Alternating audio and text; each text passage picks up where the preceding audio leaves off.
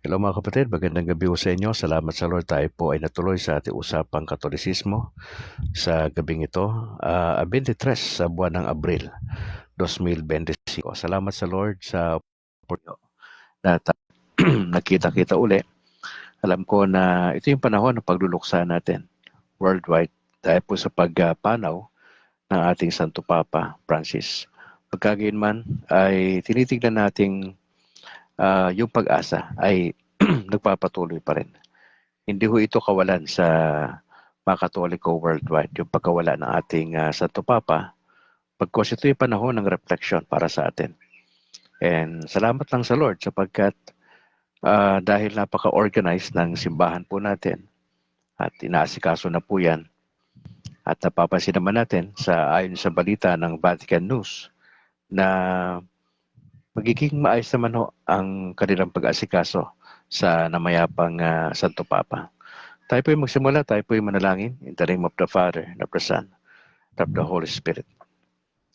Maraming salamat Ama sa gabing ito. Kami ho'y nagdadasal sa inyong patnubay, Banal na Espiritu, sa aming pagbabalik tanaw sa background ni Pope Francis na pag-usapan namin maya-maya ng konti.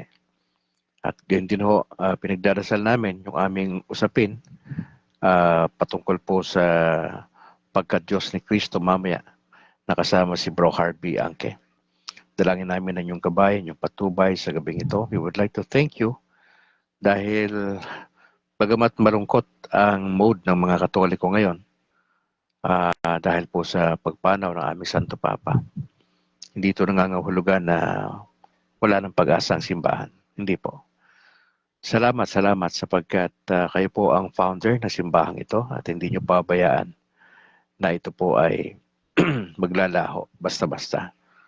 Salamat at dalangin namin inyong gabay at ma-enjoy namin pagtalakay po sa mga oras na ito. Salamat sa inyong gabay sa mga nakalipas na oras sa maghapon sa inyong pagbibigay sa amin ng kalakasan at patnubay. Samahan nyo kami, Mahal na Birheng Maria, sa gabing ito at ma-enjoy namin ang aming pag-uusap. We pray this in Jesus' name. Amen. Amen. In the name of the Father, and of the Son, and of the Holy Spirit. Alright, magandang gabi, Luzon, Visayas, Mindanao, sa lahat ng mga Katoliko nationwide, sa lahat ng mga kaparian natin, bishops, at sa lahat ng mga cardinal natin na nakakalat sa iba't ibang panig ng kontinente at naandyan sa Vatican, sa Roma. Magandang gabi ho sa inyo.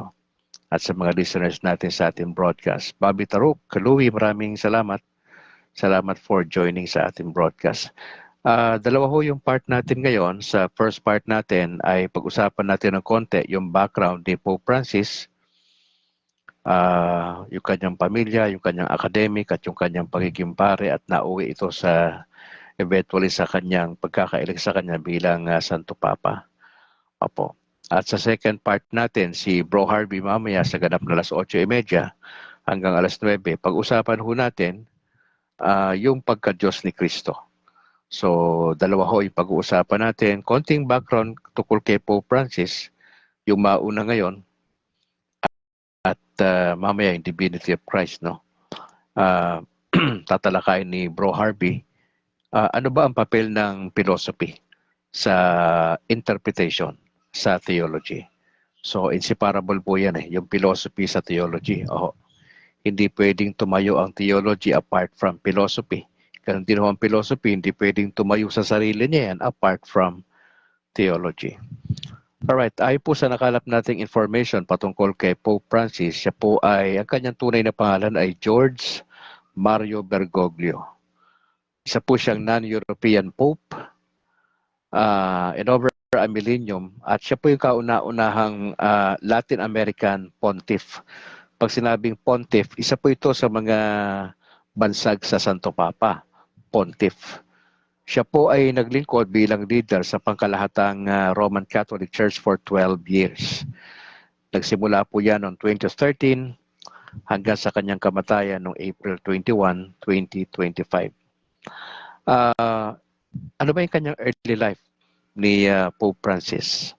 Siya po ay sinilang doon sa Buenos Aires sa Argentina noong December 17, 1936.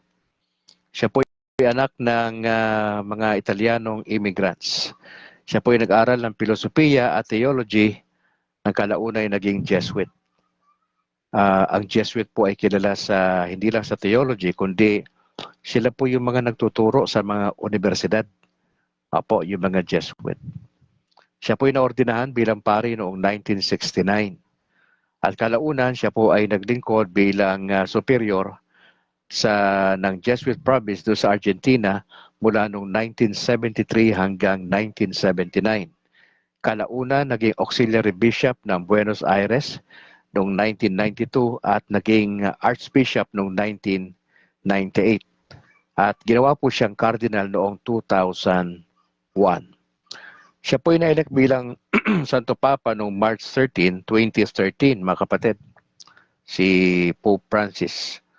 Nangyari po yan matapos mag-resign si Pope Benedict XVI.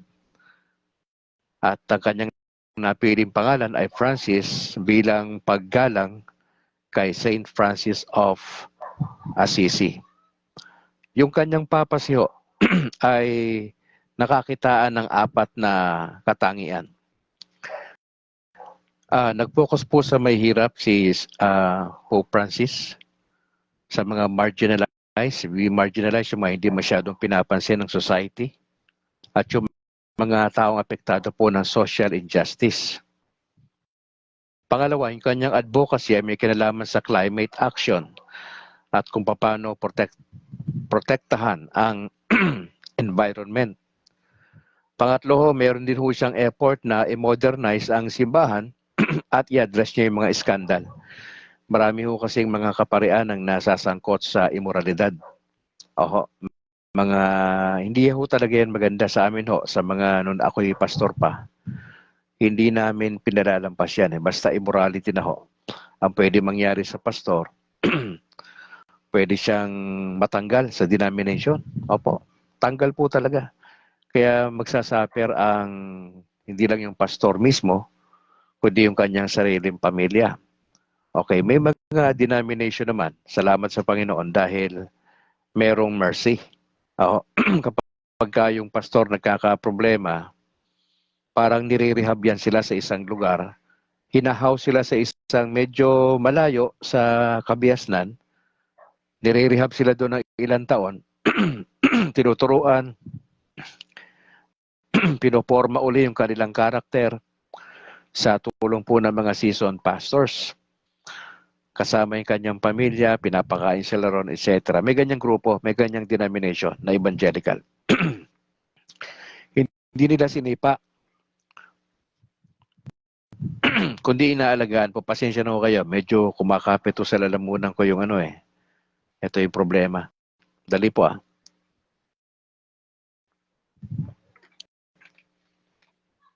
May mga denomination na alam ako na mga evangelical, mabait sila doon sa nagkamaling pastor. Naalagaan, hinaus yung pamilya, pinapakain, etc. hanggang sa makarecover.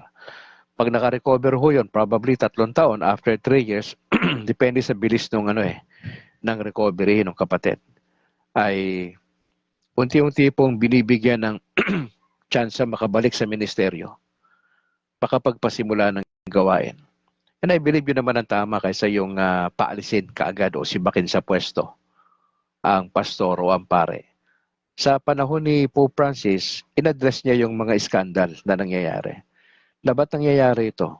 Number 1, normal kasi. Magsimula sa bishop, mga pare, deacon, at yung mga may iba't ibang hawak na apostolate sa simbahan, pare-parehas tayong tao. Okay, nagkataon lang na sila pinili ng Diyos, nakaset aside sila para sa ministeryo ng simbahan, at napaka-special yung tawag ng Diyos sa kanila. Pero hindi ibig sabihin hindi sila pwede magkamali. Pwede. Marami tayong alam na paring sangkot sa hindi magandang bagay.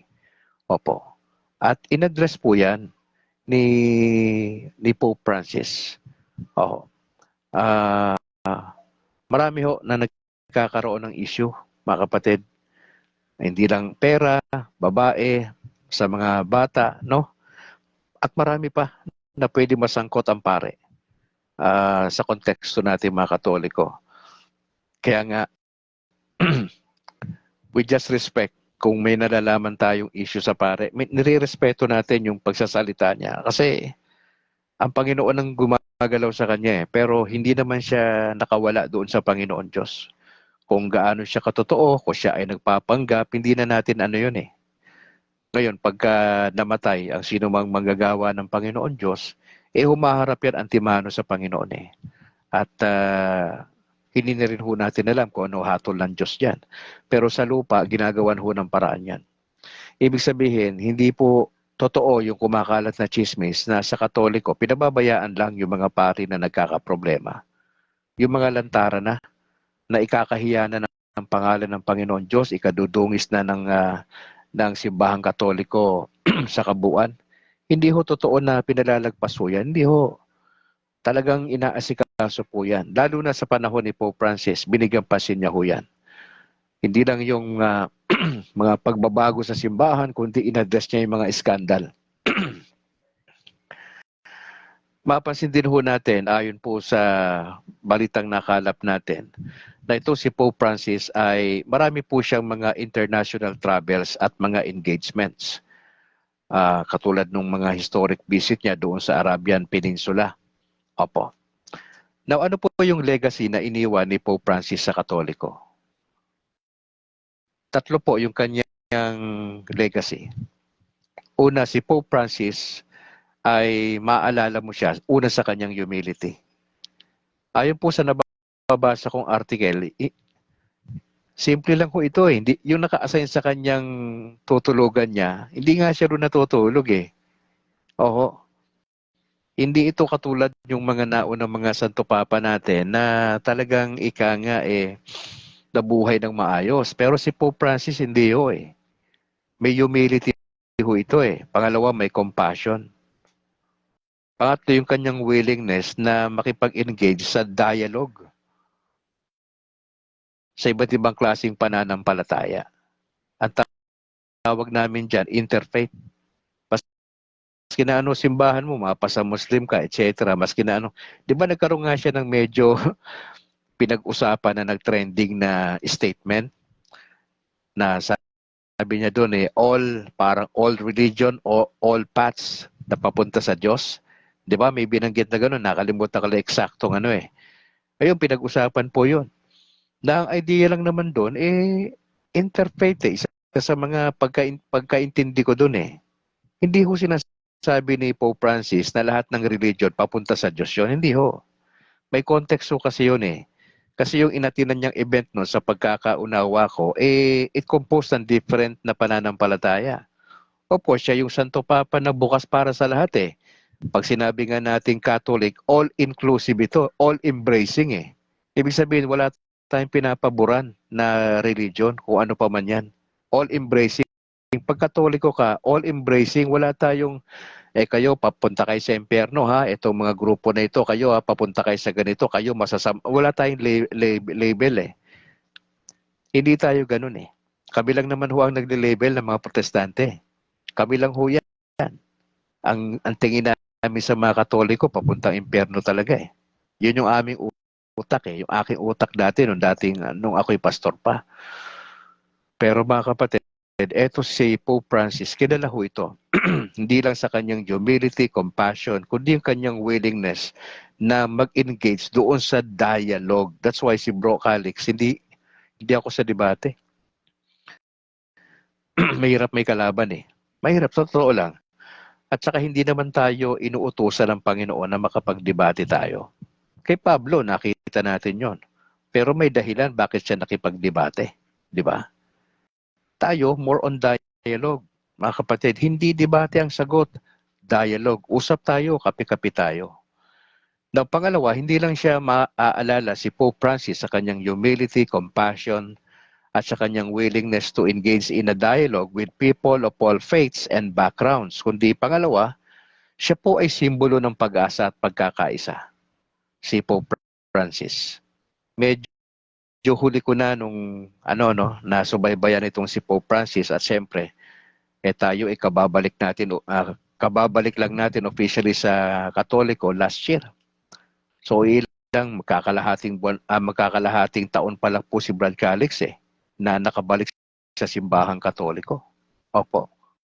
Kaya hindi ko naman nasusubaybayan masyado si Pope Francis do ako'y pastor pa. Oo, kasi hindi ako masyado nakatutok sa kanya eh. Oo. Lately na lang na ano ko ito si Pope Francis. At nung isang araw kagabi, hapon yon kahapon, tinignan ko yung documentary na ginawa ng GMA na ilang beses bumisita si Pope Francis dito sa Pilipinas at medyo yung moving sa akin yung pumunta siya ron sa Leyte na medyo masama ang panahon, mga tao sinalubong siya. Ilang beses siya pumunta sa bansa natin at welcome na welcome si Pope Francis ng mga Pinoy. Ganun tayo katindi pagka Santo Papa na, nagkakandara pa talaga tayo. And I believe, dapat lang naman eh. Bakit? Ba't mo kailangan magkandara pa sa Santo Papa? Siya nga yung kinatawan ni Kristo sa lupa eh. Bakit hindi naman ayaw mo siyang makita? Gusto mo siyang makita. Di ba? Maski na anong schedule mo, ika-cancel mo yan para makapunta ka. Yun nga sa Leyte, di ba? Yung pagpunta ni Pope Francis doon talaga namang, di ba, umuulan, masama ang panahon, and yet yung mga tao nagantay, may mga bata silang dala, nagantay, si Pope Francis din, nagsuot siya ng di ba? Umalis siya ron sa kanya, sinasakyan eh. Naglakad po siya, papunta ron sa mga tao eh. Naramdaman niya kasi yung welcome, yung warm welcome ng Pinoy sa kanya. Ganon tayo ganon tayo katindi, mga kapatid. Yung ating trato sa ating Santo Papa. So, mga kapatid, si Pope Francis, he was a symbol of hope and unity for many around the world. Iba-iba yung advocacy ng mga nakalipas sa Santo Papa natin eh. Pero si Pope Francis, yung isa sa mga legacy na kanyang iniwan ay he was a symbol of hope and unity. May pag-asang bit eh. At mayroong pagkakaisa. Yun ang kanyang legacy iniwan sa atin. At pangatlo, nakafocus po hindi lang si Pope Francis doon sa kanyang humility, compassion at sa kanyang willingness to engage doon sa dialogue sa iba't ibang klaseng pananampalataya. Hindi lang ho siya simbolo ng pag-asa at pagkakaisa. Pangatlo, yung kanyang legacy ho ay kasama doon yung kanyang focus sa social justice. At yung kanyang dapat yung simbahan ay all-embracing. That's why may mga, of course, sa Vatican naman, hindi mo maiwasan na may mga cardinal at mga bishop at mga pare na conservative. At meron naman yung nasa kabila na wing. At probably meron din yan sa gitna. Pero may mga conservative na probably hindi nila gusto yung mga liderato ng ating nakalipas na Santo Papa. Kasi nga may mga nababanggit patungkol sa usapin ng LGBTQ+, di ba? May mga binibitawan ng Santo Papa na tila baga sa tingin ng mga conservative ay hindi dapat. Pero magkagayon man sa akin ang tingin ko lang diyan bilang dating pastor ay irespeto natin yung ating Tatay Kiko, ika nga. Si Lolo, yan. Irespeto natin kasi maski naman na sino ang papalit sa kanya later on, dapat parehas pa rin yung pagmamahal, yung respeto. Sana hindi yun mawawala sa atin, mga kapatid. Gusto ko lang din hong ipagpasalamat sapagkat meron pong statement ang Bansang Moro government na sila po yung nagpahayag ng kanilang pakikiramay sa lahat ng Katoliko. Hindi lang sa Pilipinas, kundi sa labas ng bansa. Na buti pa yung mga Muslim na mga kaibigan natin nagkaroon sila ng simpatya sa ating mga Katoliko na alam nila na ito yung panahon natin. Ito yung moment ng natin sadness. Kaya maraming salamat sa mga kaibigan nating Muslim. Mamaya ho meron akong parang statement na bibitawan at ito po ay sabihin na natin na Ito'y pangkalahatan na anunsyo ni Brad Calix para sa lahat ng pananampalataya sa buong Pilipinas. Mga kapatid, madali lang po .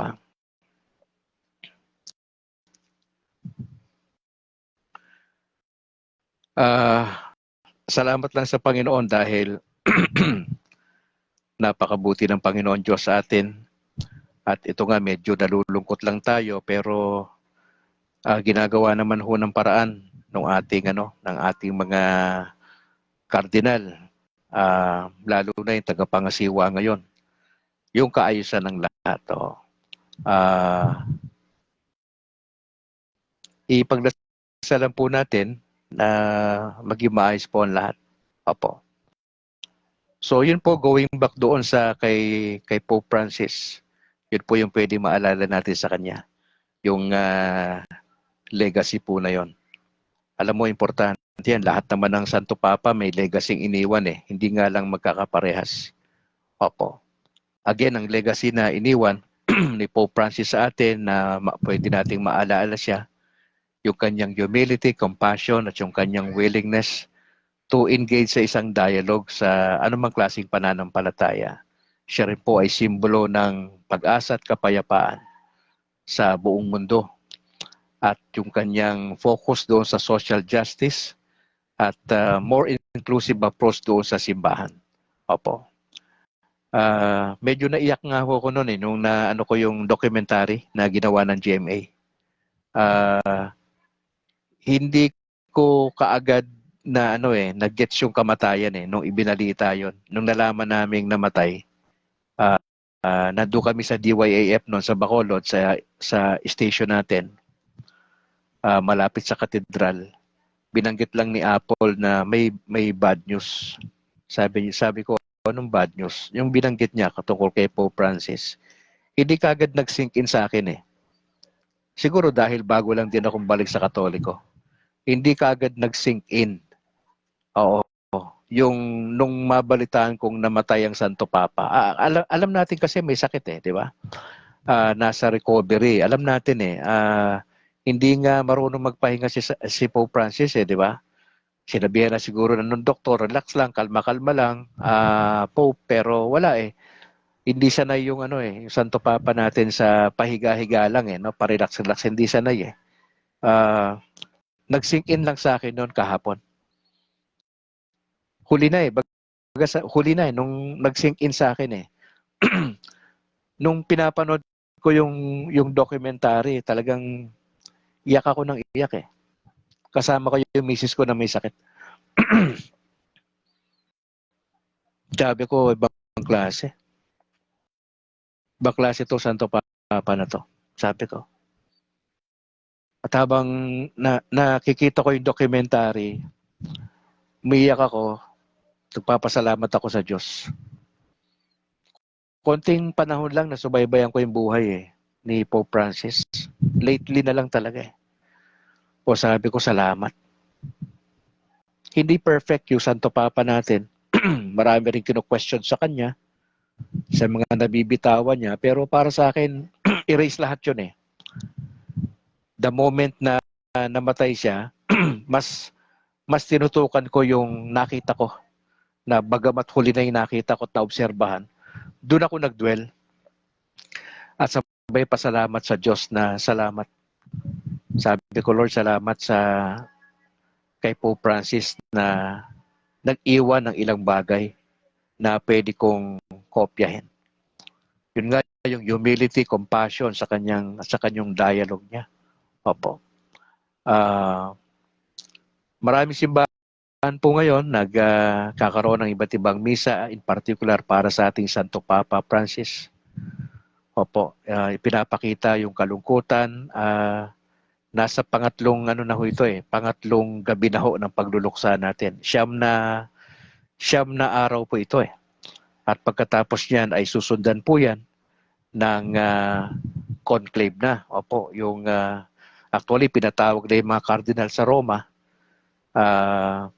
bilang paghahanda sa kanilang parang electoral process, yung conclave, na talaga sila din ho yan. At wala hong outside force na pwedeng makialam internal ano kasi yan issue ng simbahang Katoliko. At makakabalita na lang tayo, hindi ho matatapos tong quarter na ito na ia-anunsyo na magkakaroon tayo ng bago Santong Papa. Opo.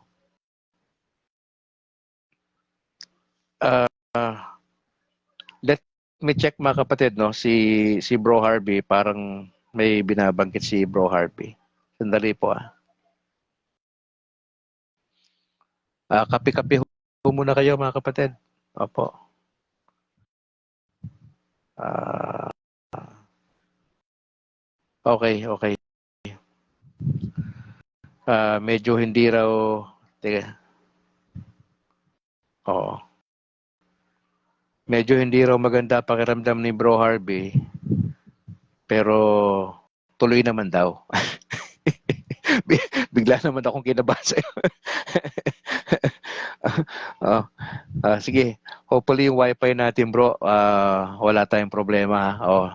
Dali na natin dito si Bro Harvey kasi 8:26 na. Dali lang mga kapatid. Kape-kape muna kayo. Ah, Bro Harvey, mag-request ka nga na to join uli kasi medyo nawala ka rito eh.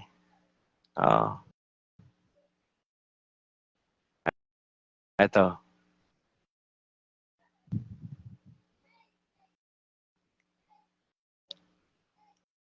Dali Hindi ka ma-add. Ba yan? Request to join bro. Ito lagi problema natin mga kapatid eh. Sabi ni Meta, couldn't add guest dahil may technical issues daw.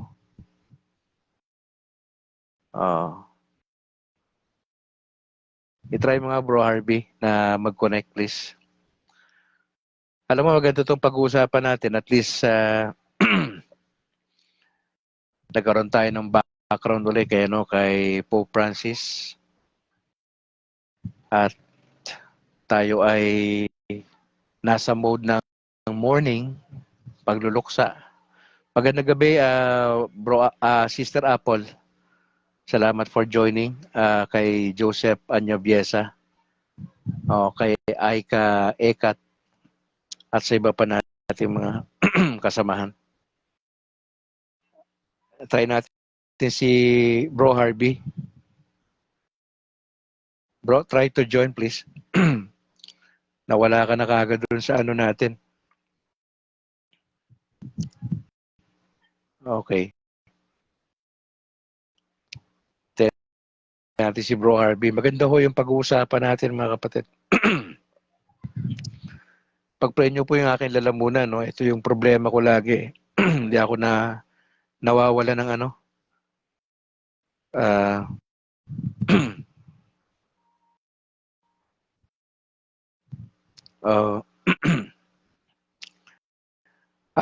Alan Yaneta, maraming salamat. Rosa Tadeo. Ito yung ano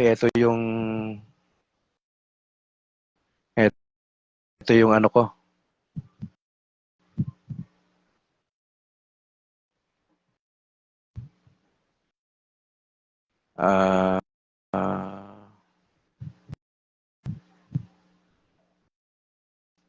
Naka-ready na si RB kanina rito, tas bigla siya nawala naman dito.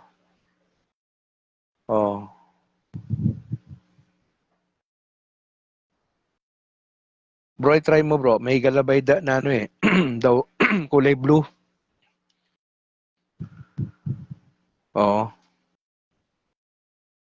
Naka-ready na si bro kanina rito. Ate Rosa, magandang gabi ho. Mula dyan sa Hong Kong, God bless. Alan Yaneta sa Hungary. Maraming salamat. Pag ina-add ko si bro, ayan na. Salamat kay Meta. Maganda itong pag-uusapan natin eh. Hopefully, wala tayong... sino ba yung naidagdag natin?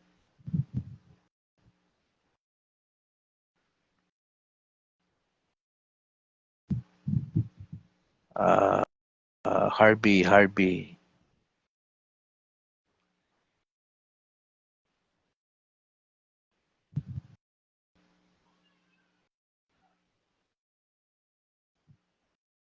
Wala.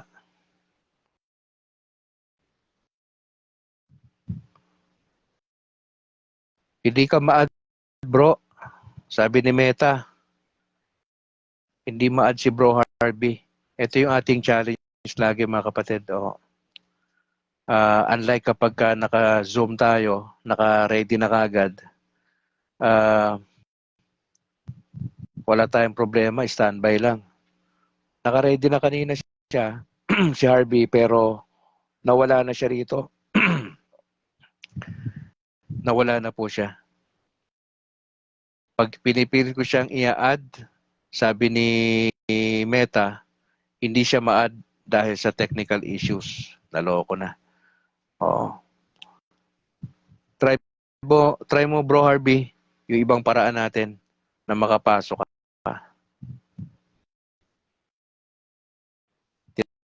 Na-try natin siya invite pero nagkakaproblema po dito eh. Opo.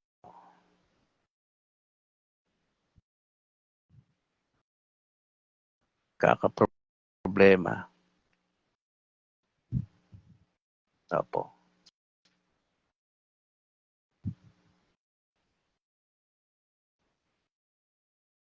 Hindi siya rin makapasok, mga kapatid.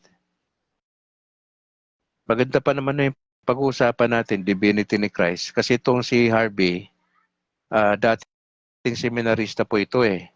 Hindi niya lang natapos yung pag-aaral niya sa pagkapare kasi lumabas po yan, nag-asawa po yan siya. Pero natapos siya yung AB philosophy niya eh. Ayaw, Bobby. Tinry ko na eh. Katulad nito, si Rene Boy Kalimpong, may nakalagay sa ilalim niya, bring them on camera. Kanina pinindot ko na yan, hindi naman na ipoproseso ni paring Meta. Kaya medyo dapat nandito siya eh. Ayun, Ayun. Try natin to ha, Brad. Yun, Sabi ko na eh. Ayos. Hello, Bro Harvey. Good evening po. Hindi lang kita makita rito pero siguro parang kay Apple din to na nangyayari. Hindi ko siya makita sa screen ko pero nakikita rin later on. Bro, bati ka na muna sa ating mga viewers, Bro Harvey. Hello po, binabati ko po dyan yung mga kakilala ko at kapamilya sa Hinubaan at sa aking mga kaibigan na Catholic Faith Defenders dyan sa Diocese of Cabancalan. Yes. Especially si Brother Jesu Bayonitang na ngayon ay nagpapagaling because na-accidente po. We pray for him. At ganun din po sa aking mga kaibigan na mga pari sa Diocese of Cabancalan, especially yung mga kaklasiko, si Brother Armando Alpas, si Father Rafi Carnal, Father Joven Santisteban, at si Father Joven Salazar. At ganun din po sa aking mga kakilala dito sa Diocese of Bacolod, especially yung mga kaibigan natin, mga Catholic Faith Defenders sa panguna ng ating President, Brother Christian Paul Gailan. Yes, brother. Bro, ikwento mo nga saglit kung ba't di ka natuloy magpare. Kasi may nasabi ko kanina eh. Mas magandang manggaling sa bibig mo eh. Ano ba nangyari? Ba't di ka natuloy magpare? Ito po yung nangyari kasi hindi ko po inakala na hindi ako makapagtuloy sa pagpapare. Okay. Kasi yan po yung matagal ko ng ambisyon sa buhay. Ayun. Na Pero nung 3 days before ng graduation namin sa college, meron po kaming retreat. Ayun. At meron po siyang theme na pinagninilayan. So isa po dyan yung sinabi sa Biblia na kapag nag-araro na pabalikid, yung term namin dyan sa Iligay nun ay pabalikid. Lumingon. Yung kanyang dinadaanan ay hindi tadlong, no? Or Hindi diretso. Yan po yung sa Tagalog, Oo.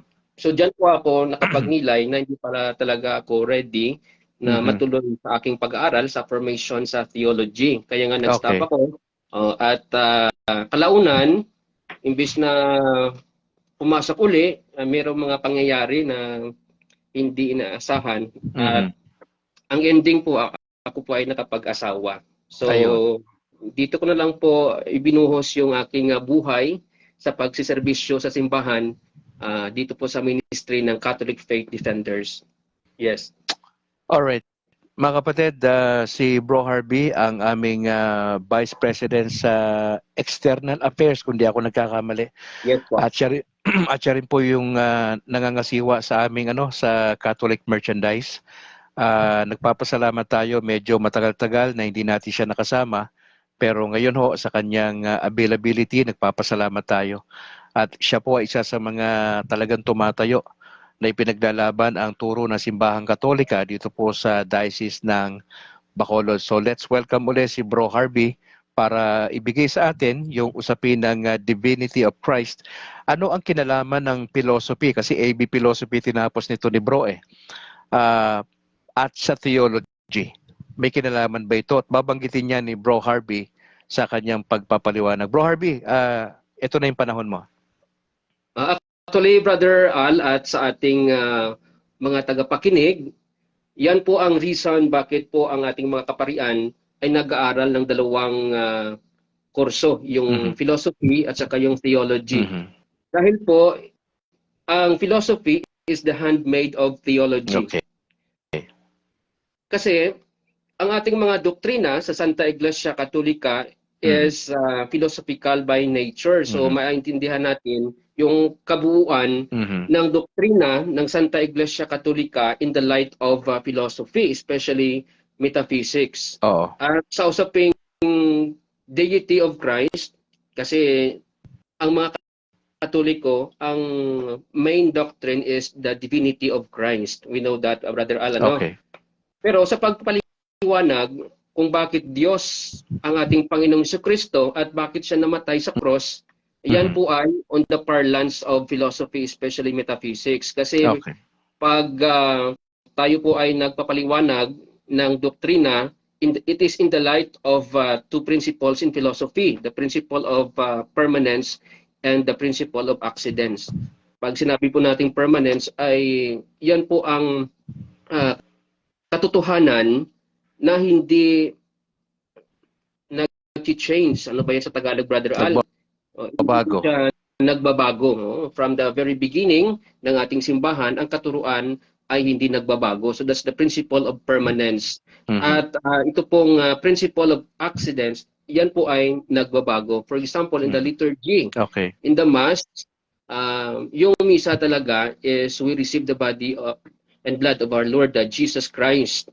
Hindi po yan nagbabago. Pero yung celebration of the Mass ay nagbabago po in terms of culture, language. So yan po ay on the principle of accidents. No? So yan po ang pagpapaliwanag actually, Brother Al, in the light of philosophy.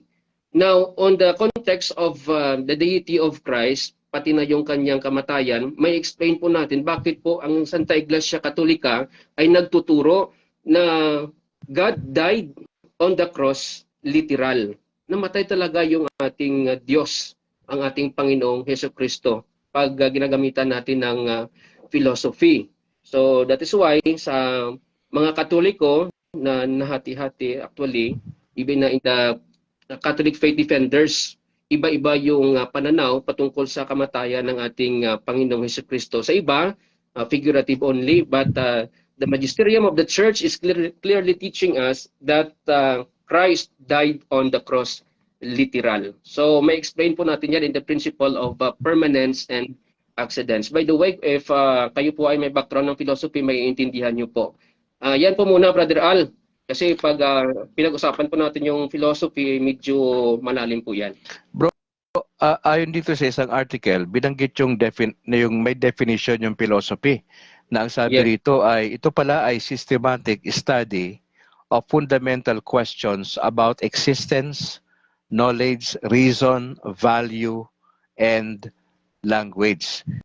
Sinabi pa, ito ay critical at ito ay hindi lang critical, kundi ito ay rational inquiry. Ibig sabihin ng rational, gumagamit ng pang-isip. that reflects on its methods and assumptions. Essentially, tinawag ito na love of wisdom. Correct. In broader sense, ang sabi nila, ang philosophy daw, ito ay pursuit of wisdom, truth and knowledge. Kasama pala dito, bro, yung deep questioning. Kaya pala nakaganon, Brad. Yeah. Naalala mo yung symbol ng philosophy? Kung di ako nagkakamali, merong isang lalaki na walang saplot na tila baga nakaganon, ano? Hindi ko alam kung tama yung sinasabi ko. It pursuit of wisdom, truth and knowledge. Kasama rito yung deep questioning about the nature of the universe and ourselves. Bro, ituloy mo na kung ano yung gusto mo pa i-share dito. Actually, Brother Al, yung usaping pagpapaliwanag ng ating mga doktrina in the light of philosophy is napaka-importante po. Mhm. Kasi magiging half-truth po yung pagpapaliwanag natin if we cannot understand the totality of the doctrine ng manaliman.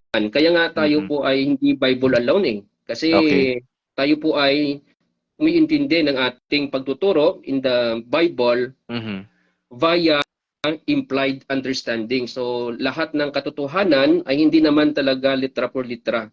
Meron ding Okay. dapat nating intindihin in the light of the spirit. Kaya nga yung pag-iintindi or the understanding of the Bible may dalawang pamamaraan yan. Mhm. Una yung explicit, litra por litra, at sa pangalawa po, yan ay implied understanding of the Bible. So diyan po pumapasok yung philosophy natin, no, to understand our Catholic doctrines. Yes, Brother Al. Bro, balikan ko lang yung sinabi mo, no, na namatay ang Diyos. Kasi ako, nung ako'y pastor pa, sa mga training namin, sa mga paaralan ng Biblia na kung saan ako nagtapos, hindi kami naniniwala na namatay ang Diyos. Naniniwala kami na si Kristo ay dalawa yung kanyang nature, divine at human. Wala Yes. tayong problema doon na divine person si Jesus. Pero yung idea na namatay ang Diyos, wala ako narinig sa mga professor ko sa theology na pwedeng mamatay ang Diyos. Ang paliwanag, ang namatay ay literal na si Kristo, na si Jesus, at ang namatay sa kanyang ika-nga nature, hindi yung kanyang pagka-Diyos, kundi yung kanyang pagiging tao ang namatay.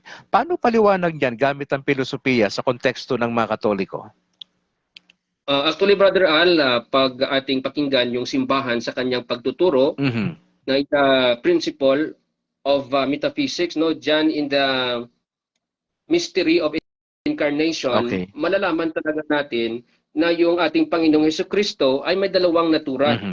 human and divine. Okay. Tawag po natin dyan ay divine person Mhm. sa nag-iisang Kristo. So atin pong ilagay sa ating isipan na yung isang Kristo ay may dalawang natures, human and divine. Hindi po yan naghalo, pero Okay. they are united, no, in the one person of Jesus Christ. Ngayon, Oy, bakit okay. sinabi ng simbahan na Christ died on the cross? Hindi po sinabi sa Biblia na Christ symbolically died on the cross.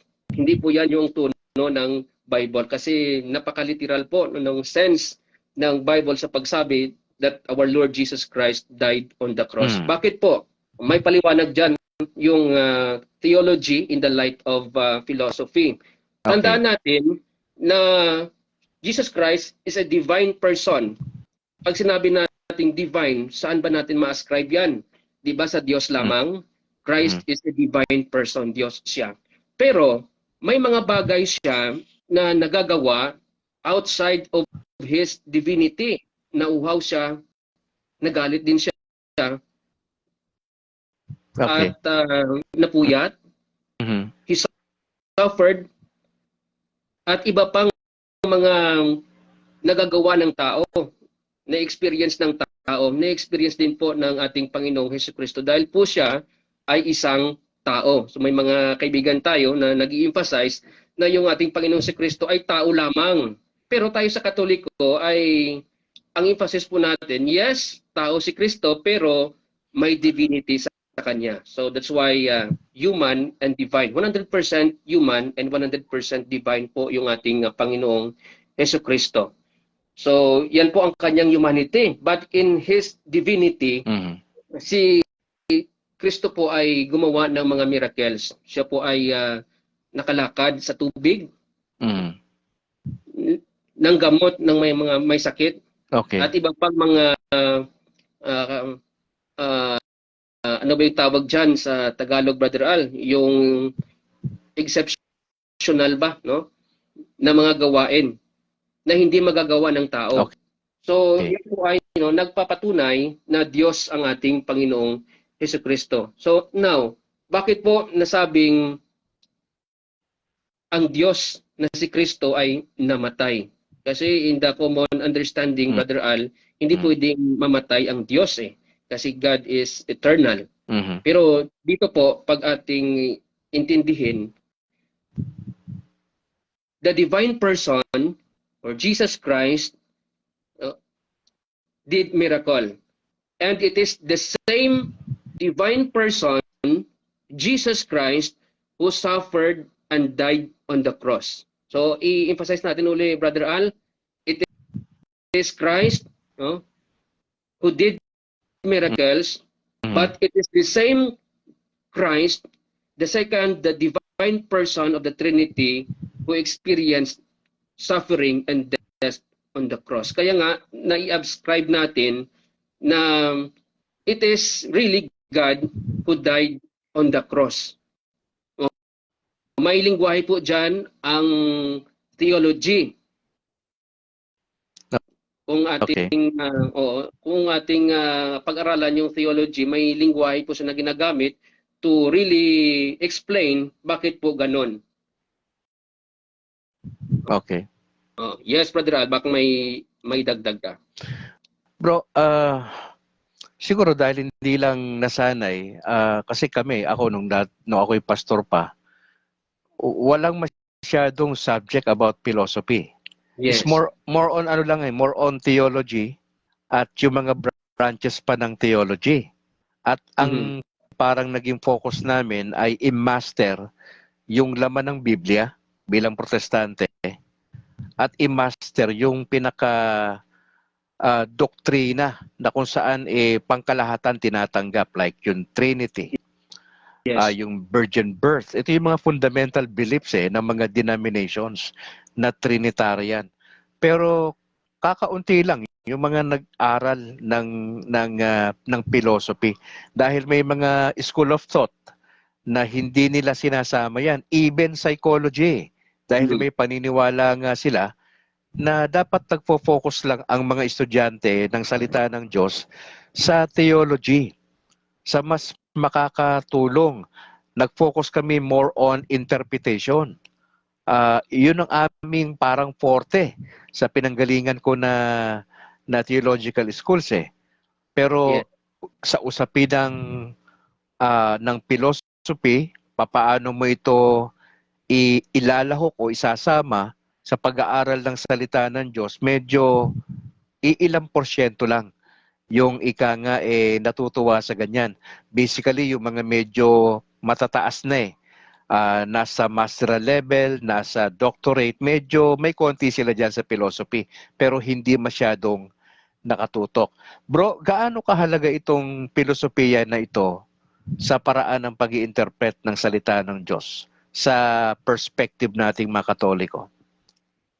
Actually, Brother Al, malaga po siya na malaman yung philosophical side ng ating theology. Kasi dyan po natin maiintindihan yung kabubuan ng katotohanan na ipinapahayag sa atin ng ating simbahan. Kaya nga, ang ating mga kaparian ay hindi pwedeng magpari kapag walang philosophy na mga subjects na pinagdadaanan nila. Kasi in-depth po ang reality ng sinasabi na sa atin ng ating mga doktrina. Kaya nga tayo po ay nag-understand ng ating mga doctrines in the light of theology alone, half-hearted po yan or half-truth, no? So kaya nga hindi buo yung ating paliwanag. Kaya nga nakarelate po ako sa sinasabi ng isa kong kaibigan din na CFD na dapat po tayo ay magkuha ng crash course ng philosophy, especially metaphysics, para maintindihan lahat natin yung usaping pangdoktrina ng Santa Iglesia Katolika. Bakit po yung mga CFD ay minsan ay nag-away-away? Kasi hindi lahat naiintindihan yung sinasabi sa atin ng magisterium.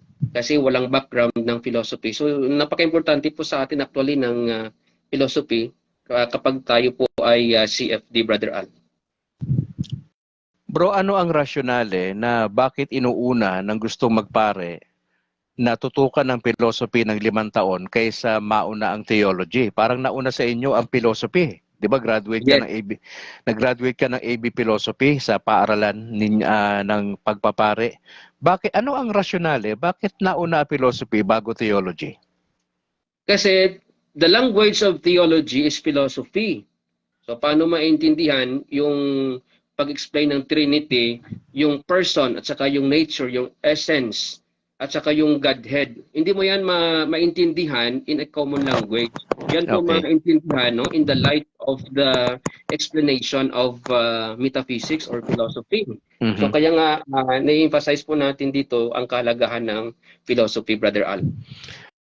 Dito sa ilan sa mga key aspects ng philosophy, mga kapatid, ay isa sa mga key aspects dito sa philosophy pala, yung tinatawag nila na fundamental questions. Correct. Na sa ilalim ng fundamental questions ay sinasagot yung ilang mga core questions katulad nung reality na binabanggit ni kapatid na metaphysics, na andyan din pala yung knowledge, yung bang epistemology, na andyan din yung ethics, nandyan din yung nature of values. Kapatid na Harvey, sinasabi mo ba na hindi tatayo ang theology sa sarili nito apart from philosophy? Masasabi ko, Brother Al, na yes, because our understanding of our doctrines will be half-truth gaya ng resulta ng ating mga kaibigan na nagbabasa ng Biblia, gumagawa ng theology, pero hindi po naipahayag ang kabuuang katotohanan.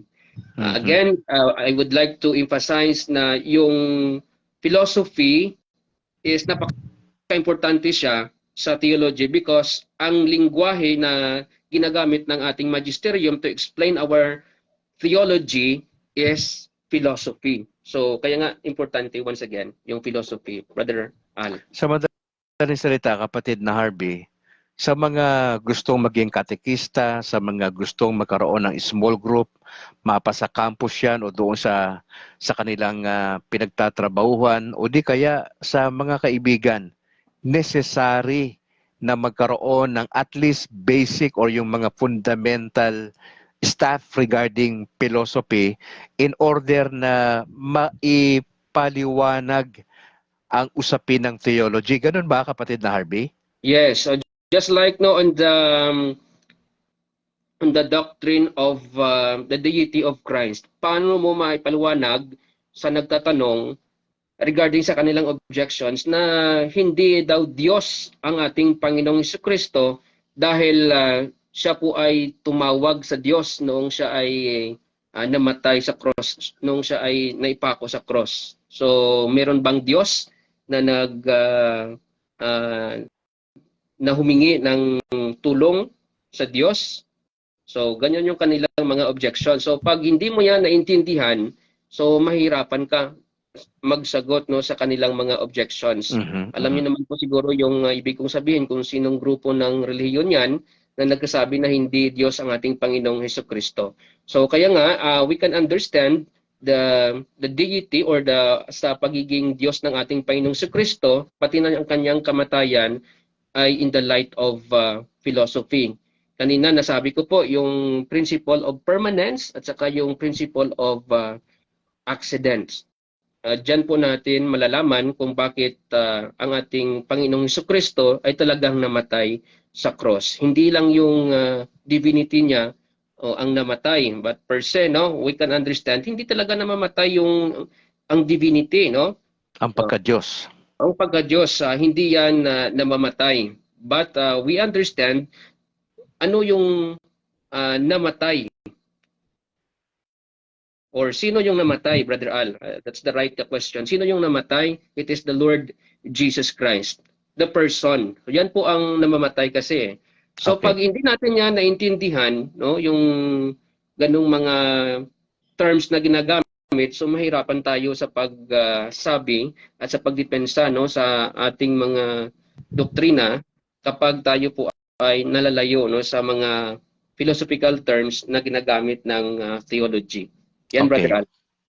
Bro, isa pa sa nakita ko rito na key aspects ng philosophy, hindi lang yung nabanggit natin kanina, na isinasagot nito yung fundamental questions katulad nung ano ba yung reality o yung metaphysics, yung epistemology, yung knowledge, yung ethics, at yung nature of values.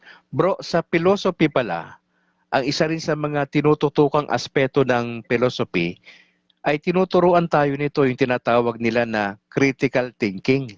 Correct. Eto, Yes. eto pala kapatid na Harvey, na dinedevelop at ini-evaluate yung argumento. Nakapaloob pala sa critical thinking yung pag-develop at pag-evaluate ng argumento, kasama na rin dyan sa critical thinking, na tinuturuan tayo ng philosophy under critical thinking na mag-analyze ng concept. Kasama rin pala dyan kapatid, yung pag-explore natin ng basis at yung coherence ng ideas. Bro Harvey? Ay, correct po yan, Brother Al. So lahat po ng sinabi mo, yan po ay connected sa ating pagpapaliwanag ng ating doktrina in a cohesive and clear way. Kasi kailangan talaga ng ating mga kababayan, yung mga Katoliko natin na hindi masyadong aware sa tinuturo ng Santa Iglesia, particularly sa mga doktrina na medyo sensitive ginagamit ng ating mga kapatid outside of the Catholic Church na maingganyo yung mga Katoliko nating mga kapatid na maanib sa ibang sekta. So dapat bilang Katoliko na may alam, so gagamitin natin yung step by step Okay. clear way of explaining our Catholic faith. So diyan po pumapasok yung philosophy natin, Brother Al. Kasi hindi lang siya literal. So ginagamitan talaga natin ng tinatawag nating comparative analysis para ma-explain Wow. well yung ating doktrina. Yan po, Brother Al. Bro, tanong ko lang, ano yung implikasyon sa atin ng mga Katoliko kapag nag-aral tayo ng filosofiya sa pag-aaral natin ng salita ng Diyos? Ano ba yung implication nito? Bro, pagka ang bawat Katoliko sa buong Pilipinas ay natuto ng usapin ng filosofiya, ano yung ano nito? Anong dating nito sa atin? Tayo po ay magiging strong in our faith. Kasi yan naman Okay. po ang objective ng philosophy kung bakit po tayo ay pinag-aaral bilang lingkod ng simbahan, especially yung mga pari natin at ibang laiko na related sa pagtuturo ng ating mga doktrina. Dahil isa lang po yung nagiging purpose dyan. Tayo po ay maligtas. Sa paanong paraan tayo po ay maliligtas kapag po tayo ay clear in our faith at nagiging strong po tayo sa ating pananampalataya. Kapag naintindihan yung pananampalataya, meron tayong matibay, no, na pananampalataya sa ating Panginoong Diyos. At ang resulta po niyan ay eternal life. Yan naman po yung purpose, the ultimate purpose kung bakit tayo po ay gumagawa ng lahat para sa ating ikaliligtas. Yan po, Brother Al. Bro, medyo kakapusin na tayo sa oras. Gusto ko sanang marinig sa'yo. Una, ano yung pinaka-summary nitong binanggit mo ngayong gabi? Pangalawa, gusto ko marinig sa'yo bilang dating seminarista, ano ang tingin mo sa pagkawala ng ating Santo Papa bago tayo manalangin? Sige bro Harvey, it's your turn. Actually, mga kapatid, tayo po ay nag-introduce ng philosophy sa pagtuturo natin ng theology kasi actually na pag-usapan lang po namin bakit po maraming mga Catholic faith defenders na hindi nauunawaan ng lubos ang mga sensitive na mga doktrina ng simbahan, especially yung kamatayan ng ating Panginoong Hesukristo, the second divine person. So in conclusion, kasi kulang po tayo sa pag-aaral ng philosophy. Yan ang naman po yung purpose natin, bakit sinasabi po natin dito sa broadcast yung kahalagahan ng philosophy. At sa ating Santo Papa po na pumanaw, Pope Francis, actually ako po ay silent na humahanga po sa kanya kasi ang ating doktrina sa Santa Iglesia Katolika ay lubos siyang naiintindihan, pero hindi po natatanggap ng maraming mga Katoliko kasi traditional po ang pananaw sa ating mga doktrina. Binago kasi yung explanation ng doktrina. Ibig sabihin, na-repackage po. Kaya nga maraming kumukontra sa ating Santo Papa. Pero sa mga Katoliko na nakakaintindi, napakatalino po ng ating Santo Papa. At saka hindi po siya judgmental. Hamakin mo po, na-embrace, nabigyan ng bagong sigla ang ating mga kababayan na mayroong pinagdadaanan sa buhay spiritual, especially yung illicit unions.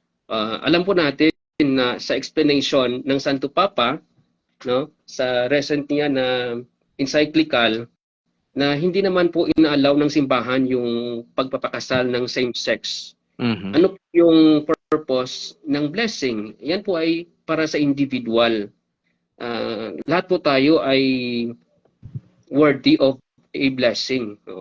Sabi nga ng Santo Papa, binibindisyonan nga yung mga bagay-bagay, tao pa kaya. So, tayo ay deserve po natin ng blessing also. But again, hindi po sinasabi ng Santo Papa na yung sacrament of marriage ay iniba niya. Hindi po. Nirepackage lang po ng simbahan para ipaintindi kung gaano tayo kamahal ng simbahan. Hindi po inclusive yung simbahan natin, all-embracing para po sa lahat eh. So how come we can exclude someone sa simbahan? Hindi po yan magagawa ng Santo Papa, ng Universal Church, na maging inclusive. So lahat po welcome. So diyan ko po naintindihan yung Santo Papa, kaya nga para sa akin si Pope Francis ay isang santo at very humble. Yan po, Brother Al. Mga kapatid, nakasama natin si Bro Harvey Angke, ang aming Vice President ng Catholic Faith Defenders sa Diocese ng Bacolod. At the same time, siya po yung nangasiwa sa external affairs ng usapin ng CFD sa Diocese ng Bacolod. Babalik po uli yung pagiging regular ni Bro Harvey every Wednesday. Makasama natin siya para to tackle yung yung philosophy. Kasi yan naman ang kanyang yes, Brother Al. porte. Bro, may sasabihin ka? Actually, Brother, gusto ko po ipaliwanag yung topic natin ngayon, pero kapos po tayo sa oras at medyo hindi po ako disposed ngayon kasi may lagnat ako. So hindi po ako makapag-focus dito, okay. Pero thank you for the time na na-invite ako dito, Brother Al, at gusto ko po na makapaghati din po ng kaalaman sa aking pong kaalaman patungkol sa Catholic faith defense, kasi napaka-importante para sa akin na hindi lamang na tayo po ay Katoliko lang, kundi dapat alam po natin ang ating pananampalataya. Yan po, Brother. Mga kapatid, na pakinggan nyo yung kanyang sinabi ni kapatid na Harvey. Isa po siya sa mga talagang kailangan natin marinig sa mga panahon na ito. Sapagkat para maalalayan tayo sa usapin ng philosophy kung paano yan makakatulong sa pagpapaliwanag natin ng ating doktrina sa mga non-Catholics. Mga kapatid, makasama natin siya ng regular at napaka-busy po niya. Ngayon hindi siya makapag-focus gawa ng kanyang karamdaman, and hopefully sa mga susunod na ating pagtalakay ay makakabawi po siya. Alam ko napakahirap mag-focus kapag may nararamdaman. Bago ko ibigay kay Bro Harvey uli yung huling ano natin, ay mag-aanunsyo muna ako ng konti. Bukas ko na lang sasabihin itong parang parang anunsyo ko, no, sa mga non-Catholics, parang pakiusap ni Brad Calix sa mga panahon ng pagluluksa natin. Ako'y magkakaroon ng panawagan para sa mga non-Catholics. Siguro bukas na lang ito gagawin. Mga kapatid, ipag-pray natin yung ating pinagdadasal na magkaroon tayo ng online na pag-aaral. Si Bro Harvey ay isa sa mga itatap natin na magtuturo sa atin. Kasi kombinasyon ho ng philosophy, theology at apologetics yung ating pag-uusapan. Ito po exclusive sa mga Katoliko lamang. Hindi siya naka-live ha. Ito ay naka-separate na pag-aaral. Once a week lang ho yan, 1 oras kalahati, at pag-uusapan natin yung kombinasyon ng mga subjects ng philosophy, theology at ng apologetics. Yung tatlo na yan, magkakasama ho yan. Hindi pwedeng paghiwalayin yan sa atin bilang mga Katoliko. Pagdasal natin, probably by June magsisimula ho tayo. At yung primary na mga tagapagturo natin ay mga taga-CFD Bacolod.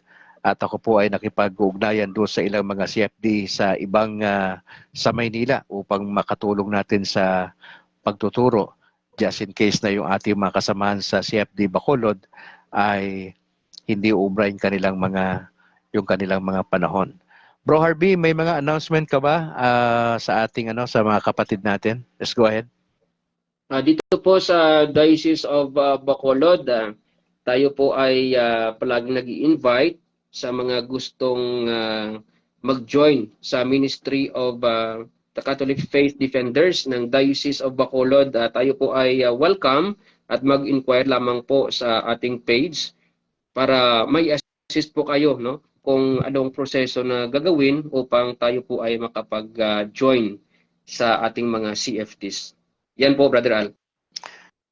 Bro, yung mga pagbo-broadcast ninyo sa DYAF, maaari mong i-share kung nais mo?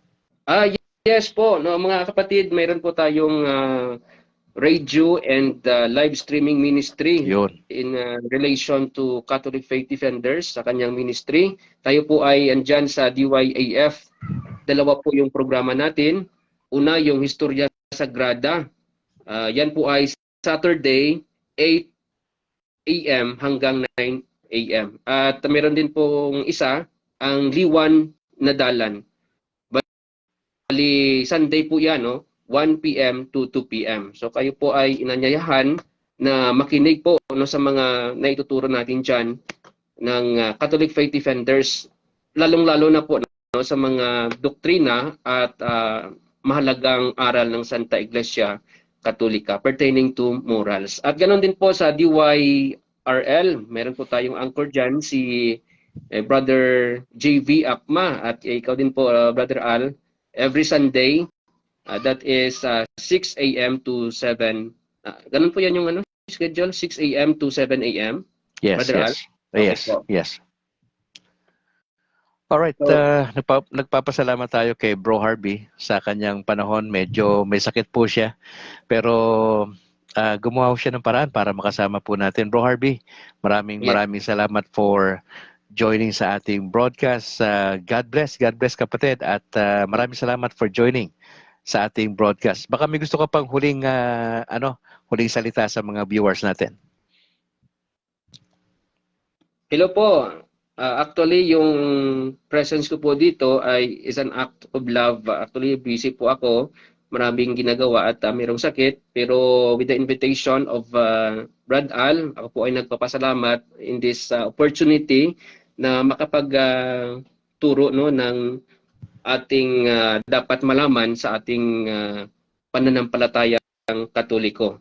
antabayanan po yung mga pag-uusap natin patungkol sa Katolisismo at meron po tayong mga itatap din na makapagtulong sa atin to explain no sa mga dapat nating matutunan pertaining to our faith. Okay. Maraming salamat po. Bro, maraming salamat for joining. God bless sa buong pamilya at see you this week dyan sa downtown pagka may opportunity. Bro, maraming salamat. Thank you. Mga kapatid, nakasama natin si Bro Harvey, ang Vice President po ng Catholic Faith Defenders sa Diocese ng Bacolod. Napaka-bisyong tao yan, a family man, dating seminarista, at talagang naglilingkod sa ating Panginoon Diyos. Salamat Bro Harvey sa iyong panahon. Maraming salamat Ate Rosa Tadeo dyan sa Hong Kong. God bless sa iyong work, sa iyong pamilya. Alan Yaneta Bro, salamat sa Hungary. God bless sa buong pamilya Alan.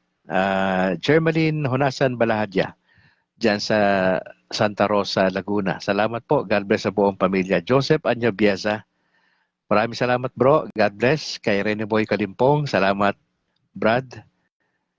Kay Ismael Bernat Galindo, magandang gabi po. God bless po. Kay Doc Ray Navarro, Doc, magandang gabi ho. At sa buong tropa ng Southern Baptist Convention, magandang gabi po. Salamat for joining, Doc. Regards po sa inyong buong pamilya. Kay Merced Montebon, salamat sa pag-join. Sanzan Laribo Agot, magandang gabi po. Salamat sa pag-join sa atin, kapatid. Sonet Senas, maraming salamat. Bobby Taruk, maraming salamat, bro. Si Apple nandito. Apple, maraming salamat for joining. Regards lang kay Ninang. Hopefully, makapasyal din ako kay Ninang this week. Tignan natin. Medyo mainit, ano? Napapansin mo ba? Sobrang init ngayon. Okay. Sino pa yung nandito? Si Aika Ekat, salamat. Si Alvin Bahan, salamat bro sa pag-share ng ating video. At kay Reverend Vincent Olaer. Naalala ko po itong si Vincent, medyo malilit pa sila. No? Ako'y na tumutulong doon sa Cainta Baptist Church kay sa kanyang under sa leadership ng kanyang tatay na pastor. Maraming salamat Vincent sa pagtugon sa panawagan ng paglilingkod sa Panginoon. God bless sa iyong ministeryo. Regards sa buong pamilya. Salamat din kay Ta Arnel Jawod Segosyo. Hindi ko alam bro kung nandiyan ka pa sa sa Malaysia. God bless sa iyong pagba-vlog din. Maraming salamat. Michelle Escalona, maraming salamat po. Maraming salamat sa nagbigay ng ng kanyang pasya. Sabi sa akin, inom ka ng kalamansi with luya. Sabi niya. Luya juice bro. Salamat. Hindi ko maano yung pangalan mo eh. Hindi ako familiar sa lingwahe na yan Pero maraming salamat kapatid. Sino pa yung kasama natin dito? Si Pepito Barbon, salamat sa buong pamilya at Tia Montejo. At yung aking long-time friend kasama sa Navigators, si Reverend Obetawao dyan sa Taipei. Magandang gabi, Pastor. God bless po sa inyong ministeryo. Regards na po sa inyong may bahay. Salamat, Pastor Obet. Alright, mga kapatid, maraming salamat po. Sa ngalan po ng aking may bahay na si Annalyn Ledesma Calixtro, Brad Calix, mula rito sa Negros Occidental. Kita-kits po tayo bukas sa ganap na alas 6, Lord willing, kasama si Apple. Lord willing, magigising tayo ng maaga, si Brad Calix, pero pagka walang alas 6, baka alas 10 na naman po yan. Depende lang po talaga sa sitwasyon ng ating pangatawan. Patuloy niyo pag-pray si Mrs. si Annalyn sa kanyang sitwasyon, mga kapatid. At maraming salamat po. To God be the glory. Ingat po kayo. And bye for now.